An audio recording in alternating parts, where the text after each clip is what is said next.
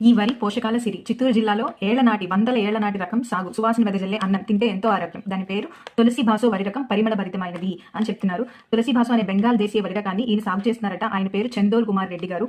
ఎన్నో ఏళ్ల నాటి అరుదైన వరి రకాన్ని ఆ రాష్ట్రంలోని రైతులు తరతరాలుగా కాపాడుకుంటూ వస్తున్నారు.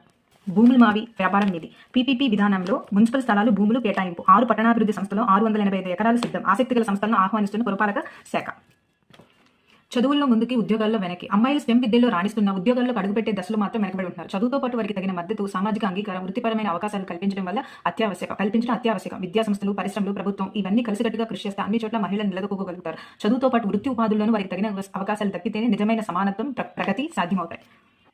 అంతర్యామిలో మనకి కాలభైరవ తత్వం 3 సందేశాలు ఇస్తుంది. కాలం చాలా విలువైనది, సమయాన్ని సద్వినియోగం చేసుకోవాలి. అండ్ లాస్ట్ వన్ వచ్చేసి జీవన పతనానికి ప్రధాన కారణమైన అహంకారాన్ని వీడి ధర్మవర్తనుడు కావాలి అని చెప్తుంది.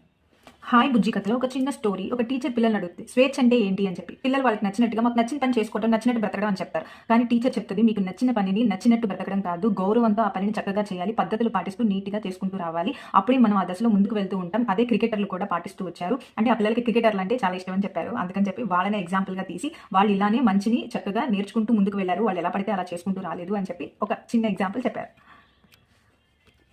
పునరుత్పాదక ఇంధనాలు, విద్యుత్ వాహనాలు, రక్షణ, ఎలక్ట్రానిక్స్ వంటి రంగాలకు రేర్ ఎర్త్ మ్యాగ్నెటిక్స్ కీలకం. వీటి విషయంలో స్వావలంబన దిశగా భారత్ తొలి అడుగు వేసింది. అరుదైన లోహాల ఉత్పత్తిని ప్రోత్సహించేందుకు తాజాగా 7,280 కోట్ల పథకానికి కేంద్ర మంత్రివర్గం ఆమోదం తెలిపింది. ఇది సాకారమైతే చైనా వంటి దేశాలపై ఆధారపడాల్సిన అవసరం తగ్గుతుందని చెప్పి మనకు చెప్తున్నారు. క్రిస్మస్ సంబరాలు స్టార్ట్ అయిపోయి చెట్టంతా నక్షత్రాలతో మిలమిలా మెరుస్తూ వేసిన ఫోటో వేశారండి మా రాజమహేంద్రవరం కంబాల్ చెరువులో. చాలా బాగుంది.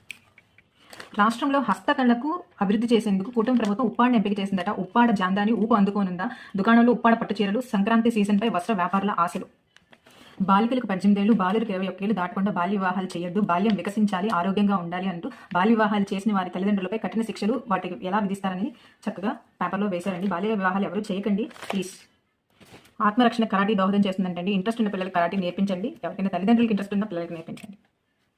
పాల్ ల్యాబుల్స్తో ఎంతో ప్రయోజనం అంటండి. సాంకేతికత తోడుగా నేర్చుకో చకచక అంటున్నారు. చదువులతో పాటు ల్యాబుల్లో కూడా నైపుణ్యం పెంచేలాగా చంద్రబాబు నాయుడు గారు పాల్ ల్యాబ్స్ని ఏర్పాటు చేశారట.